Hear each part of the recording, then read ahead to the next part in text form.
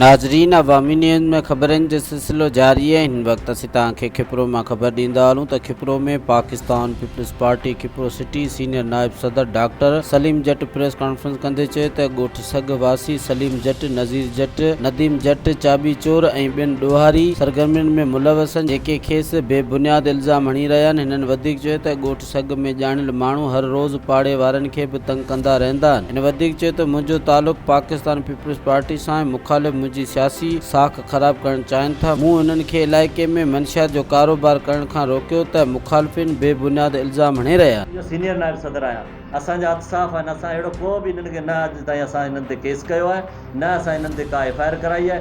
ही मंशियात फिरोश आहिनि, पाणे बदिजनि पिया, इल्ज़ाम मोते पिया आणनि। ऐं छाजे लाइ बदिरायां?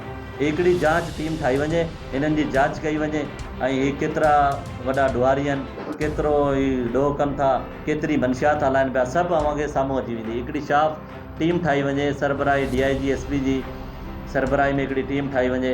मन्नू पुट सलीम, नज़ीर पुट शरीफ़ ऐं नदीम पुट शरीफ़ ऐं शरीफ़ पाण हिकिड़ो वसीम, हिननि जे ख़िलाफ़ु हिकिड़ी टीम ठाही वञे। हिननि जी जांच करे, साफ़ शिफ़ाफ़ जांच करे त हीउ कहिड़ो कमु करे रहिया आहिनि, कहिड़ा ॾोह कनि था, कहिड़नि ॾोहनि में मुलविस आहिनि, केतिरियूं हिननि ते FIR आहिनि, केतिरा ई ॾोह कनि था, छाजे करे ही ग़रीबनि खे तंग कंदा। कुझु ॾींहं पहिरीं इदरीस सिंगर जो आहे, उते ई सिग जो रिहायशी आहे, उनखे जहिड़ो कयो, हुन सां लठूं हणूं, हुननि जी केरु ॿुधी कोन।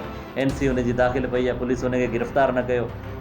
हुन खां पोइ जबार सां जहिड़ो कयो, हिन जे घरनि में अची ॿारनि सां जहिड़ो कयो। हिननि जा घर वेझा आहिनि, जबार ही वेठो आहे, साम्हूं वीचारनि जा घर आहिनि, उते मंशियात आणनि था, ॿी मुख़्तलिफ़ क़ौमनि जा माण्हू विहारनि था, उते अची ॾोह कनि था, उन हिसाब सां चर्च रखनि था। इज़त वारो माण्हू त हिननि खे केरु चई कोन थो सघे, जेको चए थो उनखे साम्हूं था थियनि। मज़ीद खबरों और तफसीलात के लिए विजिट करें हमारी वेबसाइट www.awamiNewsHD.com।